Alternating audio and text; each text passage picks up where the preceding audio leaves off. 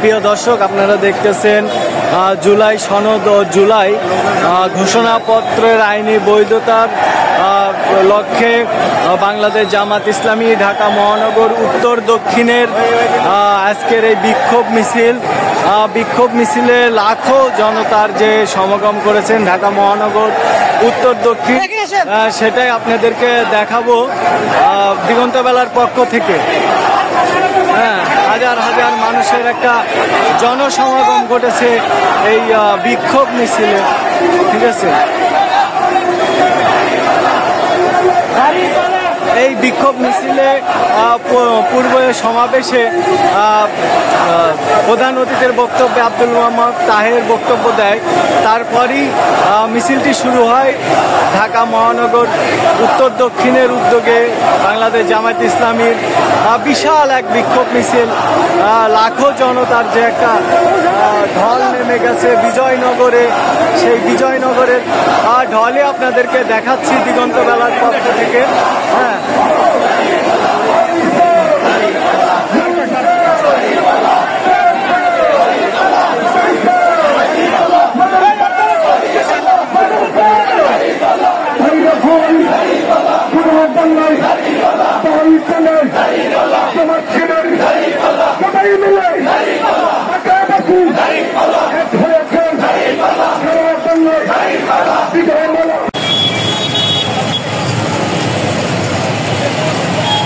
প্রিয় দর্শক, বাংলাদেশ জামাত ইসলামীর যে সমাবেশ, এই সমাবেশ সরাসরি দিগন্ত বেলার পক্ষ থেকে আপনাদেরকে দেখানো হচ্ছে।